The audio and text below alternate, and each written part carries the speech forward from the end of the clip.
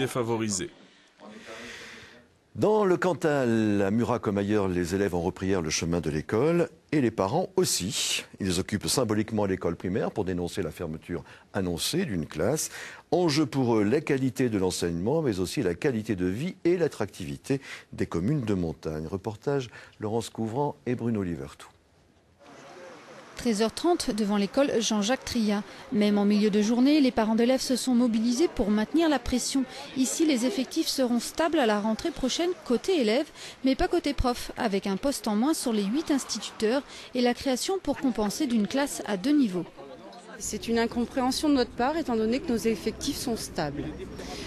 D'autres écoles sont dans la même situation que nous, effectifs semblables, nombre de classes semblables, les postes ne sont pas supprimés. Un choix par élimination pour la directrice d'académie qui avait pour consigne cette année de rendre 8 postes à Clermont-Ferrand.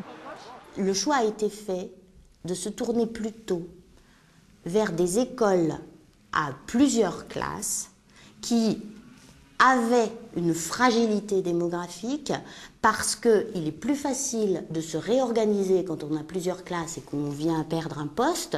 Une décision difficile à comprendre dans le Cantal où on se bat pour rendre les territoires attractifs. À Murat, la population reste stable, 2087 habitants, grâce aux investissements réalisés.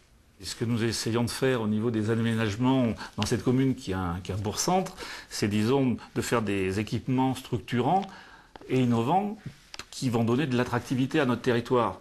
Donc chaque jour, nous faisons des efforts pour que cette attractivité soit là. Et là, on nous annonce aujourd'hui qu'on va fermer une classe. Et ça, c'est un signe tout à fait négatif.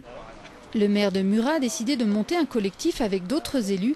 Les parents d'élèves, eux, ont rencontré la directrice d'académie en fin de journée. Ils avaient déjà prévu de nouvelles actions dans les jours à venir.